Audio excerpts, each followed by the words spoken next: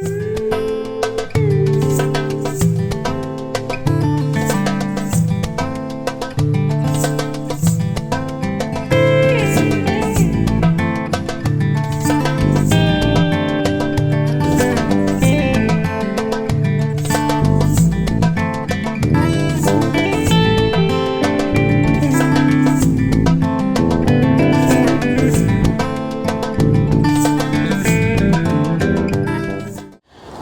this episode of the Hoosier Wanderer, I decided to swap out my canoe for my mountain bike.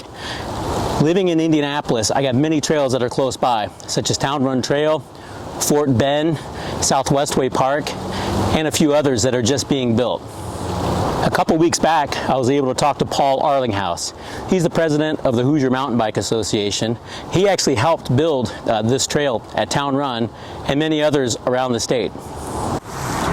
Some of you know me as the host of the blog, The Hoosier Wanderer, but some of you who've been mountain biking for a while may also remember that I wrote a book way back when called Mountain Bike Indiana. This was back in the 90s. This was pre-internet. It was one of the sources where you could actually get a collection of trails, find new places to ride. What was cool about writing the book was that I was able to write about all these trails. I was able to raise up mountain biking as a legitimate outdoor activity for parks to consider, but I was also able to feature trail advocates and trail builders like Paul Arlinghouse, who is the president of the Hoosier Mountain Bike Association. So let's go back to pre-2000, 1990. How did you get into mountain biking, and more importantly, get involved with trail advocacy? I got my first mountain bike in 1993, living over in Ohio, and I moved here in about 1998. As you went to these events and met other mountain bikers, they would spill the beans on where there's some trails to go ride. And so you kind of had a social network, the old-fashioned way, to find out places to ride and to get with groups of folks to ride with.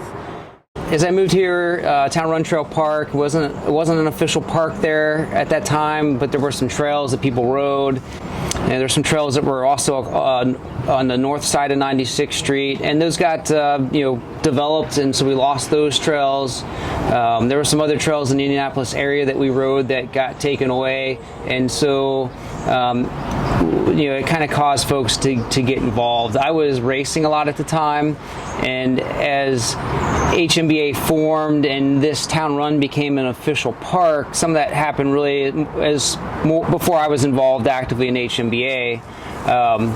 But I got involved here helping do trail work for my local trail and organizing some events and races here.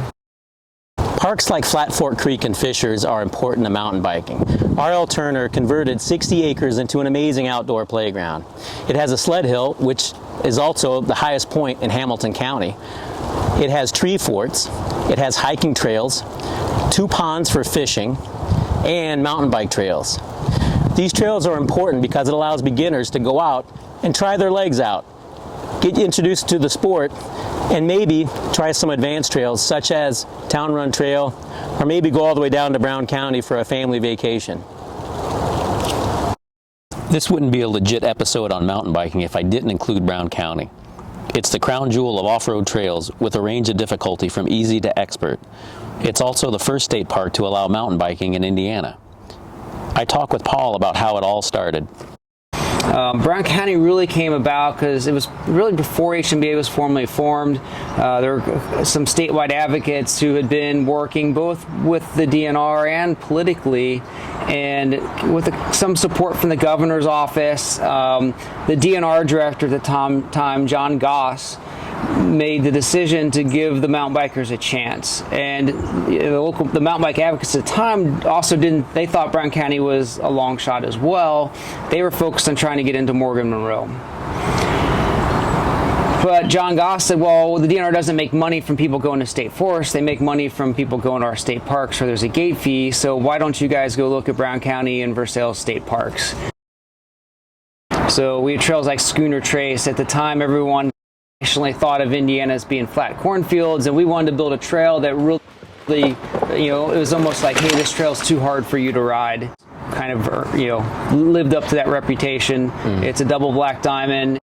But really the key is if we want to get more people into the sport, we got to build those trails that get beginners and new people into the sport, not just the hardcore riders. And so with the grants, we were able to build trails like Pine Loop and Lime Kiln, and now the Westgate Connector and Weed Patch, which are wider trails that are still super fun for advanced riders, but are very welcoming to beginner and those little, as you transition into being an intermediate rider. What does the future look like for mountain biking in Indiana? Well, I think it's, we've gotten into a pretty good point compared to where it was, maybe, 20 years ago. We're kind of in a transition where when I started, everyone, like almost all mountain bikers, were engaged in advocacy because we were seeing trails being closed. What we're seeing today is, trails being opened every year. We just opened 2 brand new trails at Brown County. The guys at Versailles are working on a new trail now. Griffin Bike Park's been adding stuff, building new trails. And so, today we have mountain bikers who haven't really engaged in advocacy, who are new to the sport, and they just see trails happening all the time. So the question is the mountain bike community going to keep up that volunteerism and that advocacy thing to help keep the ball rolling, or is it at some point, going to get to where we've built as many trails as our volunteers can support, and that'll kind of be the where we end up at.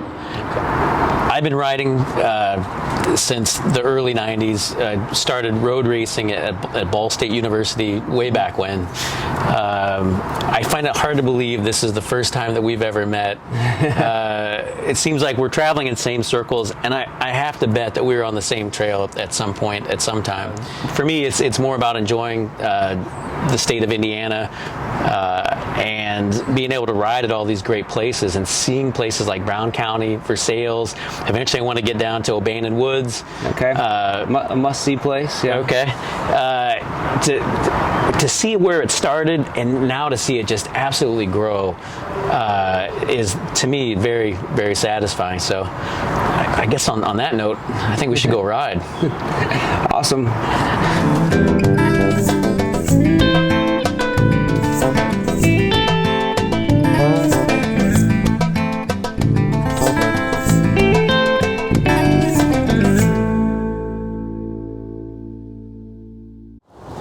At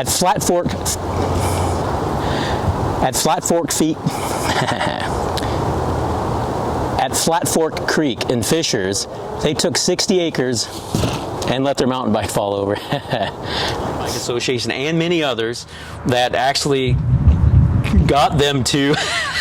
I'm laughing because they're actively quarrying right now, and they just detonated some rock below us. But I digress.